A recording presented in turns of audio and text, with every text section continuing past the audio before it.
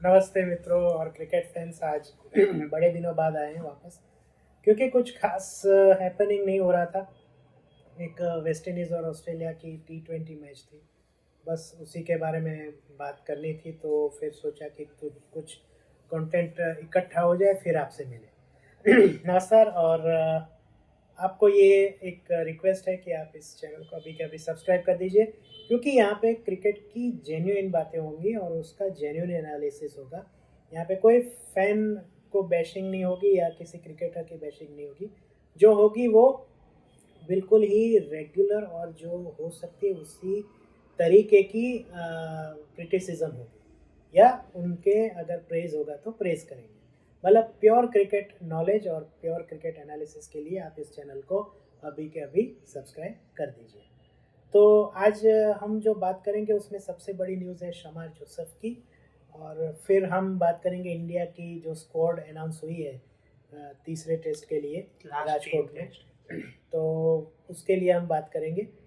तो पहले शमार जोसेफ का क्या न्यूज़ है वो मार्क वुड को ईसीबी ने पुल आउट कर दिया है आईपीएल में से, तो शमार जोसेफ उनके रिप्लेसमेंट है और वो 3 करोड़ पे उनको खिलाएंगे, 3 करोड़ मिलेंगे। उसमें एक ट्वीट मैंने देखी थी आज कि Shamar Joseph used to earn 15K rupees per month at his security job in Guyana. Now he will earn around 5 lakh rupees each day in IPL. How fast the night changes. तो यही IPL को जो भी दोष देते हैं, जो भी उनको उसको क्रिटिसाइज करते हैं, गाली भी देते हैं, उनके लिए ये बात है कि आईपीएल ने अच्छे अच्छों की लाइफ बना दी है और शमार जोसेफ उसका सबसे बड़ा उदाहरण है। आप सोचिए कहाँ पे महीने, हाँ, कहाँ पे महीने पे 15,000 और अब हर रोज के कितने 30 लाख, 3 लाख रुपए हर रोज के। तो ये होता है आईपीएल। और ऐसा नहीं है कि किसी को भी 5 लाख, सॉरी 5 लाख रोज। तो इतना भी नहीं कि किसी को भी दे दिया। शमार जोसेफ में टैलेंट है, उन्होंने दिखाया अभी ऑस्ट्रेलिया की सीरीज में। वो नेट बॉलर थे पहले, बिल्कुल। और उसी तरह जिस तरीके से मोहित शर्मा जो 22 में नेट बॉलर थे गुजरात टाइटंस के, फिर उनको 23 में लिया गया, 2019 में खेले थे सीएसके से। और फिर उन्होंने जिस तरीके का परफॉर्मेंस किया, वो एक बॉल जाडेजा को थोड़ा मिस हो गया, वरना वो दूसरी बार लगातार जीटी को चैंपियंस बनाने ही वाले थे। पर होता रहता है, ये क्रिकेट है, इसमें कुछ भी हो सकता है। मतलब आप सोचिए कहाँ से कहाँ पे पहुँचा दिया। मैं ज़्यादा चलो आईपीएल की बात भी ना करूँ तो नटराजन, वो भी ऑस्ट्रेलियन टूर में हमारे नेट बॉलर ही थे, लेकिन फिर सारे इंजर्ड होने लगे तो फिर नटराजन को खिलाया। और वो गाबा टेस्ट में जो हमने विजय ली, उनमें उनका भी अच्छा खासा प्रदान था। तो टैलेंट होता है तो आपकी परख होती है, और परख होती है तो आपको लोग पूछते भी हैं। तो शमार जोसेफ के बारे में हम यही कहेंगे कि उनके पास टैलेंट था, इसलिए उनको इतना पैसा मिला। मुझे इस साल मैं बोल सकता हूँ कि एलएसजी केकेआर में मजा आएगा। मैं बताता हूँ क्यों। मिचेल स्टार्क ने शमार जोसेफ का पैर तोड़ा। अभी अगर केकेआर के सामने वो खेलते हैं और उनकी टीम को खराब तरीके से हरवाते हैं तो और अच्छा। एक और न्यूज़ थी आईपीएल के रिलेटेड, मैं बोलना भूल गया कि श्रेयस अय्यर शायद पहले की कुछ मैचेस मिस कर सकते हैं ड्यू टू इंजरी, और उनकी जगह पे नीतीश राणा वापस कैप्टन बनेंगे। नीतीश राणा तो केकेआर में, हाँ, तो श्रेयस अय्यर केकेआर में ही थे। ओके। अच्छा, एक और बात जो इन्होंने कहा ना एलएसजी और केकेआर की बात, केकेआर के जो अभी के कोच हैं वो पहले एलएसजी में ही थे, मेंटर। हाँ, मेंटर। तो वैसे भी मज़ा आने वाला है। तो ये एक एक्स्ट्रा एडेड एडवांटेज हो गया।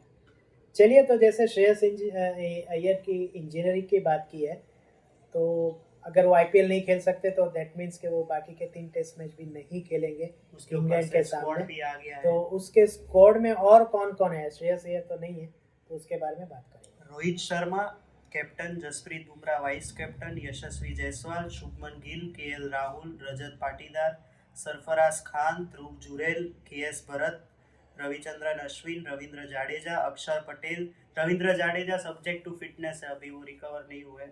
वॉशिंगटन सुंदर, कुलदीप यादव, मोहम्मद सिराज, मुकेश कुमार और आकाशदीप। अब मैं यही पहले एक बोल देता हूँ कि मैं ये रिक्वेस्ट करता हूँ कि लास्ट 3 टेस्ट में सिराज को खिलाइए, कोई बात नहीं, पर मुकेश कुमार को अभी मत खिलाइए। नहीं, अब तो ऐसा ही होना चाहिए, बुमराह को रखिए, बाकी सब स्पिनर डालिए। क्योंकि अब देखिए वो होता है ना कि writing is on the wall, या फिर ओपन सीक्रेट है कि बाकी के 3 मैचों में भी स्पिन तो होगा, तीसरे चौथे इनिंग में तो होना ही है, अगर पहले इनिंग में नहीं होगा और कम होगा। अगर स्पोर्टिंग विकेट होगी तो भी विशाखापट्टनम जैसी होगी, तो मतलब स्पिनर का सेव बड़ा रहने वाला है।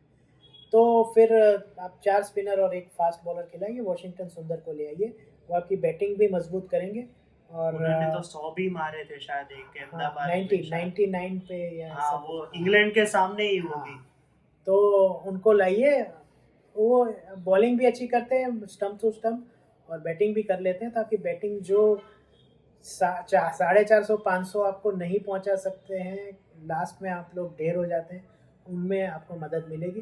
तो आप उन्हें लीजिए। और अब मेरे ख्याल से ध्रुव जुरैल को एक चांस देना चाहिए, क्योंकि मैंने पहली टेस्ट में इसी चैनल पे कहा था कि भाई ऐसा क्या उन्होंने कर दिया कि दूसरे टेस्ट में नहीं खिलाएंगे, लेकिन दूसरे टेस्ट में जिस तरीके से भारत ने बैटिंग की है, मतलब इररिस्पॉन्सिबल, तो अब ध्रुव जुरैल को ट्राई करना चाहिए। तो देखते हैं अब क्या होता है। बाकी अगेन जो हम पहले कह चुके हैं कि यशस्वी और गिल को ओपन करने दीजिए। तीसरे पे किसको भेजेंगे फिर? रोहित शर्मा तो फिर चौथे पे आएंगे। फिर सरफराज को थोड़ा ऊपर, अगर उनको ठीक भी है, खिलवाना उनको चाहिए, या फिर अगर वॉशिंगटन सुंदर को लेते तो उनको भेजिए 3 नंबर पे, कोई प्रॉब्लम नहीं है, क्योंकि वो अच्छे बल्लेबाज तो हैं ही। आपको याद होगा एक हेडिंगले टेस्ट में जब कोई ओपनर नहीं मिला था तो संजय बांगर को ओपन करवाया था, और वो टेस्ट मैच हम जीते थे, और द्रविड़ के साथ शायद ओपन करवाया था, या सहवाग थे, अभी याद नहीं है। पर उन्होंने एक छोर ऐसे संभाल के रखा था कि हमने बहुत बड़ा स्कोर किया था। तो ये आप कर सकते हैं। बाकी हम तो क्रिकेट फैंस हैं, हम तो हमारी बात कहेंगे, बाकी जो है वो तो वही करेंगे। आपका क्या कहना है? मेरे हिसाब से 11 तो यही होनी चाहिए कि अगर रोहित शर्मा को ओपनिंग पे ही रहना है तो अभी कुछ कर नहीं सकते। रोहित शर्मा, जायसवाल ओपन, गिल तीसरे पे, चौथे पे सरफराज खान को ट्राई करना चाहिए। अभी कोई श्रेयस अय्यर भी अब नहीं तो है। राहुल आ गए, तो अब राहुल के जगह पे तो राहुल श्रेयस अय्यर के जगह पे आएंगे। अच्छा ठीक है। जाडेजा भी नहीं होंगे शायद, तो सरफराज तो फिर जाडेजा नहीं है तो फिर वॉशिंगटन सुंदर को खिलाना ही चाहिए। जाडेजा का क्योंकि ऐसा बोल रहा है सब्जेक्ट टू फिटनेस ही है अभी भी, तो अगर वो नहीं आते तो फिर वॉशिंगटन सुंदर को ही खिलाना। तो 4th पे सरफराज, 5th पे केएल राहुल, और अगर भरत को एक चांस देना है तो वो 6th पे, या फिर ध्रुव जुरैल कोई एक, फिर 7th पे अश्विन 7th पे, 8 पे अक्षर पटेल, 9 पे सुंदर, 10 पे बुमराह और 11 पे सिराज। ठीक है, तो ये स्कोर ठीक ठाक ही लग रही है। फिर रजत पाटीदार को बेंच, टेस्ट मैच, अच्छा एक टेस्ट मैच सरफराज आ जाएंगे ना अगर पर उनको खिलाना पाटीदार है। ने भी इतना कोई मतलब अनलकी रहे हैं मेरे हिसाब से दोनों इनिंग्स में, आज जिस तरीके से आउट हुए। मेरे को लगता है कि सरफराज का डेब्यू क्योंकि हाइप बहुत है उसके अराउंड, तो एक बार चलो खिला ही देते हैं। बाकी डिविलियर्स ने भी एक बात बोली कल विराट कोहली के ऊपर कि my friend Virat Kohli is still not available, I cry out to all to give him privacy that he deserves. Family comes first. No one knows what exactly is going on. I am asking to all to respect that. I did bit of a blunder and I apologize to Virat family for that. ठीक है, अब बोल दिया तो बोल दिया, लेकिन personal matter है तो हम लोग कुछ भी नहीं बोल सकते, विराट पे ही छोड़ देंगे। हम सबको ऐसा ही करना चाहिए। एक बीच में न्यूज़ आया था इस वीक में कि शायद जसप्रीत बुमराह को तीसरे या चौथे या 5वें टेस्ट में रेस्ट देंगे। क्यों भाई? देश के लिए खेलना है अगर, तो फिर रेस्ट देना है तो ये नहीं चलता यहाँ पे, कहीं और पे चलता होगा। तो फिर बुमराह को थोड़ी हिम्मत करने दो, मुंबई इंडियंस को बोले कि भाई शुरू के 3-4 मैच में नहीं खेलूंगा। अब देखिए, कभी कभी फिर ना ऐसे गावस्कर जैसे महान खिलाड़ी बोलते हैं इसके बारे में ना, कि क्यों फिर, या फिर कपिल देव ने एक लेक्चर में कहा था कि एक बंदा आया और बोला कि बहुत प्रेशर है, मतलब क्यों, कि ये है आईपीएल है। तो मैंने बोल दिया फिर आईपीएल मत खेलो, प्रेशर क्यों लेते हो? तो फिर जब आपके पास ऑप्शन है कि देश के लिए खेलना है या प्राइवेट लीग के लिए, आईपीएल बहुत अच्छी है, मैं कोई मना नहीं करता, पैसा बहुत मिलता है, एंटरटेनमेंट बहुत मिलता है, लेकिन अगर आप फिट हैं तो वर्कलोड कम करने के लिए आप आईपीएल में मत खेलो कुछ मैच, क्या प्रॉब्लम है? रोहित शर्मा भी 1-2 आईपीएल से शुरू में अगर इंजर्ड थे तो फिर 3-4 मैच नहीं खेले, बैठे रहते थे। तो आप पहले से सूर्य बोल दो। कुमार यादव कैप्टन थे, मेरे हाँ को याद हाँ है। हाँ। तो अभी आप अभी बोल दो ना बुमराह कि नहीं मैं शुरू के 3 मैच नहीं खेलूंगा लेकिन पांचों। ये स्पेकुलेशन हो सकता है, मीडिया हमारा कहीं किसी भी हद पे जा सकता है, वो भी है।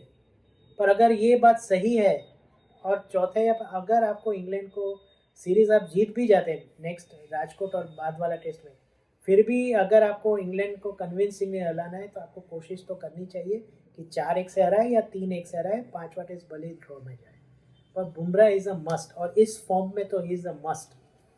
अच्छा, तो हाँ, तो ये बात मुझे सही नहीं लगी। मुझे एक चीज याद आई, वो रियान अहमद की स्टेटमेंट पे आपका क्या कहना है कि मेरे को मेडल्स डालना हाँ, पसंद नहीं है।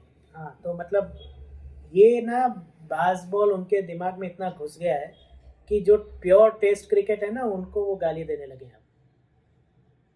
तो अब आप सोचिए बापू नाडकर्णी जिन्होंने ऑस्ट्रेलिया मतलब ऑस्ट्रेलिया की टीम कभी कभी वीक होती है, उस टाइम के ब्रेडमैन वाली या उसके बाद वाली टीम में, इनविंसिबल वाली टीम में उन्होंने 24 या 34 लगातार मेडन ओवर डाले थे एक छोर से। आप सोचिए। तो मतलब अभी अभी अभी एक रील घूम रही थी 3 महीने पहले, 2 महीने पहले, जब गिलक्रिस्ट ऐसा प्रिडिक्शन कर रहे थे पाकिस्तान के सामने कि भाई तीसरी ओवर ये मेडन गई है। जब हम खेलते थे, मतलब गिलक्रिस्ट खेलते थे, तब हम ये बोलते थे कि अगर 3 ओवर्स मेडन लगातार जाती है ना तो फिर विकेट मिलता है, और एग्जैक्टली वही पाकिस्तान के मैच में हुआ था। तो ये सब लोग क्या वेल्ले हैं क्या? उन्होंने ऐसे ही टेस्ट मैच खेल लिया। देखिए, मैं पहले से मानता हूँ कि ये बास्बॉल है वो टेस्ट क्रिकेट को ख़त्म कर देगा। जो टेस्ट मैच की प्योरिटी है या जो बेसिक टेस्ट मैच है, एक तो वो मेरे जीतने ही है ऑलरेडी 19-18 साल के, उसमें से ऐसे स्टेटमेंट देते हैं। वो ठीक है, उम्र की बात है। पर ये जो है ना Bazball is harmful for test cricket. Maybe I am old fashion. हम तीसरे टेस्ट से पहले एक बेसबॉल पे वीडियो बना देंगे। चलिए ठीक है, तो ये बात हो गई। अब क्या बाकी है अभी कुछ हमारे एजेंडे में? नहीं, यही है, स्क्वाड हो गया बस। तो आज कंक्लूड करने से आज पहले ऑस्ट्रेलिया वेस्ट इंडीज की दूसरी T20 है। तो आज Bill Lawry, one of the best cricket commentators, उनकी बर्थडे है आज। तो हम उन्हें हैप्पी बर्थडे कहते हैं। बिल लॉरी एक ऐसे चैनल 9 के ज़माने के कमेंटेटर हैं जो एकदम एक्साइटेड रहते थे और न्यूट्रल रहते थे। चैनल 9 की कमेंट्री में रिची बेनो, बिल लॉरी और इयन चैपल वो कुछ हद तक न्यूट्रल रहते और कभी कभी और बिल लॉरी तो मतलब अगर सामने वाली टीम अच्छा खेल रही हो तो वो ज़्यादा एक्साइट हो जाते थे।